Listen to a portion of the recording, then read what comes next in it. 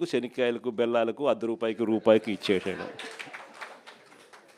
అమరావతిలో చూస్తే square feet కట్టడానికి స్క్వేర్ ఫీట్ అడుక్కు ₹20,000 పైన, స్క్వేర్ ఫీటు ₹20,000 పైన. అదే హైదరాబాద్లోనూ బెంగళూరులోనూ చెన్నైలోనూ 5 స్టార్ సదుపాయాలతో ఉన్న రెసిడెన్షియల్ కాంప్లెక్స్ అపార్ట్మెంట్ కట్టాలన్నా ₹4,500, మహా అయితే 5,000 కట్టడానికి అయ్యే ఖర్చు. ఈడ అమరావతిలో ఇసుక ఫ్రీ, రాయితీలో ₹20,000 కాస్ట్ ఆఫ్ కన్స్ట్రక్షన్. అంటే లూటీ అన్నది ఏ స్థాయిలో జరుగుతుందని చెప్పడానికి ఇవన్నీ కూడా ఎగ్జాంపుల్స్. ఇవి కాకేమంటున్నాడు ఇప్పుడు కొత్తగా పీపీపీ పేరుతో దోచేయడం అంట.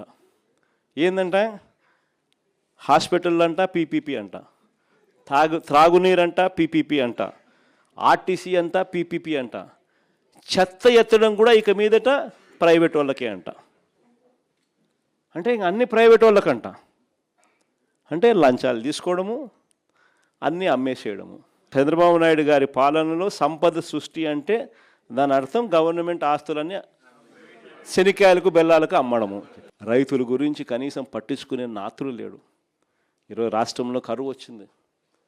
53% వర్షం లోటు కనిపిస్తూ ఉంది.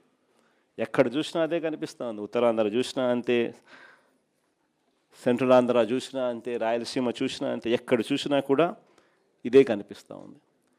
ఏ రైతులకు గిట్టుబాటు ధర రాని పరిస్థితి. కనీసం ఈ మాదిరిగా లోటు వర్షపాతం నమోదవుతూ ఉన్నా కూడా ఎక్కడా కూడా ఆల్టర్నేట్ విత్తనాలు ఇచ్చిన పరిస్థితి లేదు. ఉచిత పంటల బీమా ఈయన దగ్గరుండి తీసేసినాడు.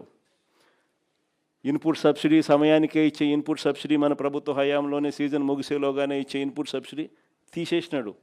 ఆర్బీకేలు నిర్వీర్యం, ఈ క్రాప్ నిర్వీర్యం, రైతులకు 0 వడ్డీ పథకం 0. చివరికి ఏ స్థాయిలో వీళ్ళకు ప్లానింగ్ అనేది లేకుండా చేస్తూ ఉన్నారనంటే, శ్రీశైలంలో ఎఫ్ఆర్ఎల్ ఫుల్ రిజర్వాయర్ లెవెల్ 878 అడుగులు పైన ఉంటేనే నువ్వు పోతిరెడ్డిపాడు ద్వారా రాయలసీమకు నీళ్ళు ఇవ్వగలుగుతావు, ఫుల్ డిశ్చార్జ్ డ్రా చేయగలుగుతాం 44,000 క్యూసెక్స్. 878 అడుగులు శ్రీశైలంలో ఉంది, కానీ రాయలసీమకు నీళ్ళు ఇవ్వడంలా. పక్కన తెలంగాణ పవర్ హౌస్లో నుంచి power generation, Andhra power generation. Telangana వాళ్ళు 800 అడుగుల్లో నుంచి పంపు కూడా చేస్తున్నారు నీళ్ళు, భీమా, నెట్టంపాడు, కోయిల్ సాగర్. రాయలసీమకు మాత్రం నీళ్ళు ఇవ్వడంలా.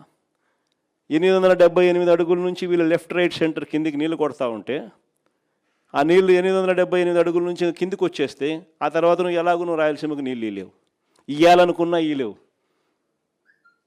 ఎందుకంటే ఆ లెవెల్ ఉంటేనే నీళ్ళు ఇవ్వగలుగుతాం.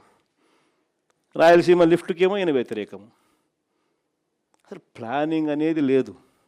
రైతులు అనేది ఏమైపోతున్నారు అనేది చీకు చింత లేదు. కేసీ కెనాల్, తెలుగు గంగ మొత్తం వేసుకున్న పంటలంతా కూడా నష్టపోతున్నారు. నీళ్ళు లేని పరిస్థితులు కనపడతా ఉన్నా కూడా పట్టించుకునే నాతులు లేడు. ఫస్ట్ అంతా ఏమన్నాడు, ఈయనంతకు ఈయనే పంటలు ఏమని చెప్పినాడు. ఇదే కృష్ణా జిల్లాలో కూడా అన్ని చోట్ల రైతులందరూ 40% పెట్టుబడి పెట్టి, నారుమడులు వేసి, ఫర్టిలైజర్స్ అల్లి 40% పెట్టుబడి పెట్టిన తర్వాత ఇప్పుడేమంటాడు, ఈ ఉచిత పంటల బీమా లేదు, మరోవైపు ఏమో నేను నీళ్ళు ఇవ్వను అంటాడు. రైతులకి ఏమైనా చేస్తున్నావా అంటే ఏమి చేయడు. రాష్ట్రంలో ఇది పరిస్థితి. ఎక్కడా కూడా పిల్లలు సంతోషంగా లేరు. ఫీజు రీయింబర్స్మెంట్, వసతి దీవెన అయితే ఇవ్వక, మామూలుగా వసతి దీవెన ప్రతి ఏప్రిల్లో ఇస్తారు. ఏప్రిల్ 2024, ఏప్రిల్ 2025, ఏప్రిల్ 2026 1,100 కోట్లు ప్రతి సంవత్సరం ఇస్తాం. 3,000 మన హయాంలో క్రమం తప్పకుండా ఇచ్చేవాళ్ళం. ఇప్పుడు 3 సంవత్సరాలు అయిపోయింది. ఏప్రిల్ 2024, ఏప్రిల్ 2025, ఏప్రిల్ 2026 3,300 కోట్లు రూపాయల పిల్లలకు వసతి దీవెన కింద. విద్యా దీవెన కింద 2000 జనవరి, ఫిబ్రవరి, మార్చికి సంబంధించిన క్వార్టర్, మార్చ్లో ఎన్నికల కోడ్ వచ్చింది. జనవరి, ఫిబ్రవరి, మార్చికి సంబంధించింది ఏప్రిల్లో వెరిఫికేషన్ చేసి మేలో ఇవ్వాలి. అక్కడ ఆగిపోయింది అంతే. అక్కడ నుంచి ఈ సంవత్సరం కూడా లెక్కేసుకుంటే ఈ సంవత్సరం మార్చ్